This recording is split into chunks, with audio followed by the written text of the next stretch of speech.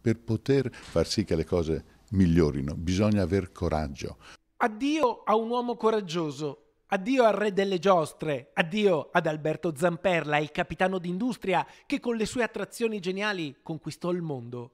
Visione, capacità di guardare al futuro senza dimenticare le sue radici, i piedi ben piantati per terra, la sua terra, il Veneto. Della Repubblica di San Marco aveva uomini coraggiosi, Marcantonio Bragadin, per fare un esempio, gente di grande coraggio.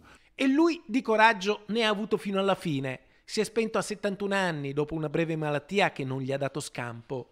Originario di Pieve di Soligo, era il patron della Fabbrica dei Sogni, la Zamperla di Altavilla Vicentina, fondata dal padre Antonio. Proprio ieri la società veneta aveva annunciato la realizzazione della montagna russa dei record, che raggiunge i 72 km/h, costruita nel parco dei divertimenti di Vancouver, in Canada.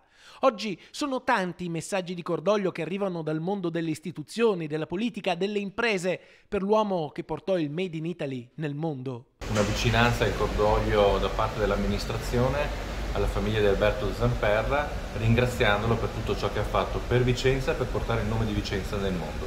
Un imprenditore geniale che con le sue realizzazioni in tutto il mondo ha onorato la nostra provincia. È un addio triste ma grato quello che diamo ad Alberto Zamperla, perché con le sue giostre ha portato in tutto il mondo il nome di Vicenza e del Veneto, facendo divertire le persone. Ha portato leggerezza e cibo per l'anima in tutti i paesi del mondo, insieme con la tecnologia sopraffina della sua creazione.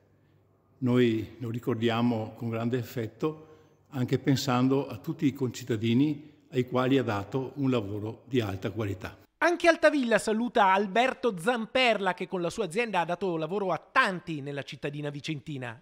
Non sarà dimenticato. Lui, l'alpino con gli occhi che sorridono. Lui, l'uomo capace di trasformare i sogni in realtà con l'impegno, con il lavoro, con l'innovazione, con la dignità che ha lasciato come esempio, come testamento. E la dignità bisogna avere coraggio. E io trovo che molte volte non abbiamo il coraggio di prenderci le responsabilità, di essere coerenti nel fare quello che diciamo.